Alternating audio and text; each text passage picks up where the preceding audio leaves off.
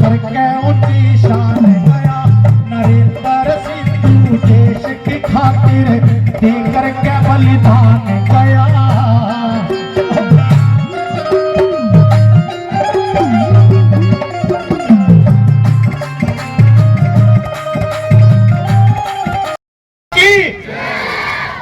भाई भारत माता का जयकारा लगाया है।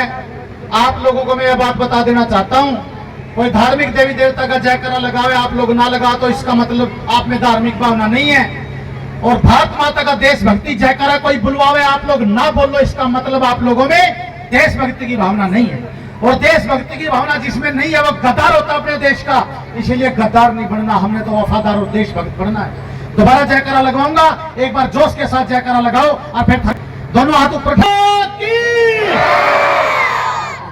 मेरे पिता तुल्य बुजुर्गों, आए हुए तमाम कलाकार बंधु साथियों, और आज हमारे बीच में आए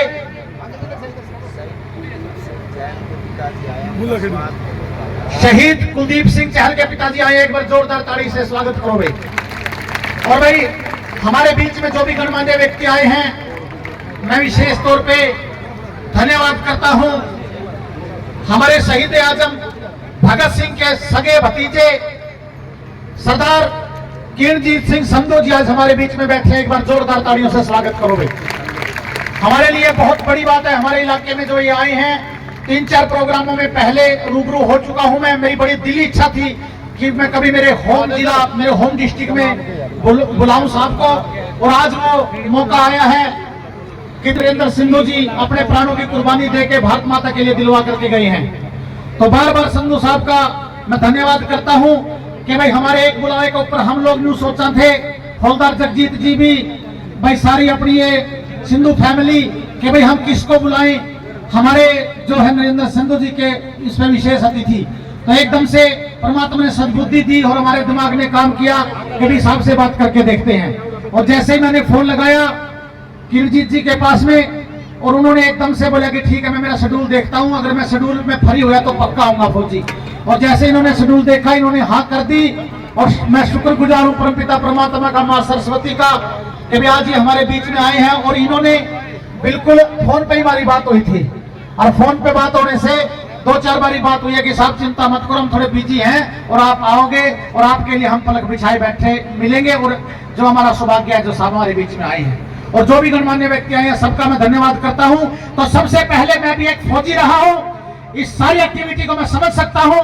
सेना के अंदर हम सर्विस करके आए हैं, क्या क्या जोखिम अपने तन के ऊपर उठाते हैं।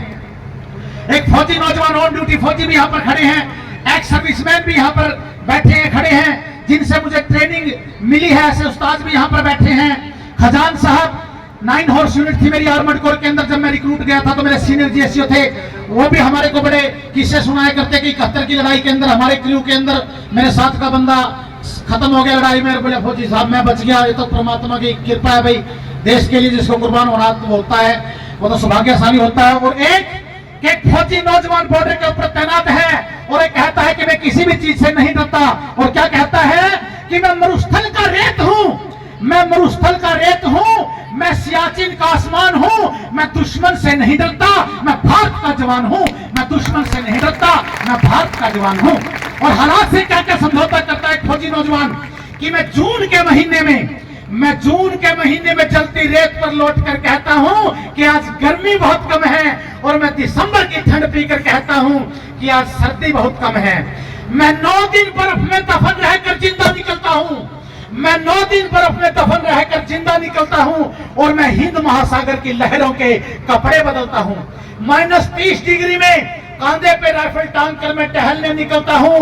आतंकवाद देश की खातिर देकर के बलिदान गया, गांव रोहेड़ा के थल की वो करके ऊंची शान गया, गांव रोहेड़ा के थल की वो करके ऊंची शान गया।